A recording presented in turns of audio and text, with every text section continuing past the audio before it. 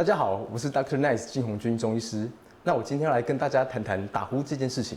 临床上我们发现，中医的痰湿体质跟肥胖其实是蛮类似的。那这些痰湿体质的患者呢，比较容易出汗，那比较容易胸闷。那我们临床上在处理这些患者的话，我们可以推荐他们一些穴位可以使用。那第一个推荐给大家的位置穴位是天突穴。那天突穴这个位置呢，是在锁骨中间这个凹窝。那我们在按的时候不用按太大力，因为后面就是气管，按太大力的话，你可能会咳嗽。那天突穴可以改善咳嗽啦、气喘啦，然后也可以畅通气道。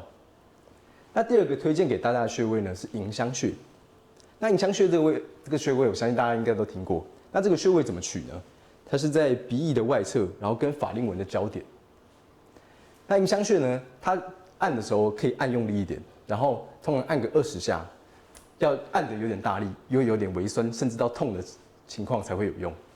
那迎香穴可以干嘛呢？它可以改善鼻塞，然后也可以通鼻窍。那下一个穴位呢，就是鼻通穴。那鼻通穴这个穴位，顾名思义就是通鼻子的嘛。那它的功效跟迎香穴也很类似，那按法跟迎香穴也是蛮像。那鼻通穴这个位置通常会在迎香穴的斜上方。那按压的方式跟迎香穴也是一样，按压个20次，按到有点酸痛的感觉。那第4个穴位呢是翳风穴。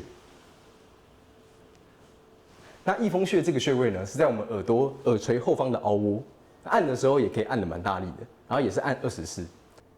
那在按压的时候可以按大力一点没关系，那也是按20下，按到有点酸痛为止。那翳风穴这个穴位的功效呢，它可以放松喉部的肌肉。然后也可以减少气喘，然后对于张口型的打呼特别有效。因为张口型的打呼通常是因为你鼻塞，所以才需要张开嘴巴来呼吸。好，以上推荐给大家这些穴道，回去都可以按按看哦，一定可以达到很好的效果。民生八方事尽在1小时，要订阅，不要忘记要按小铃铛哦。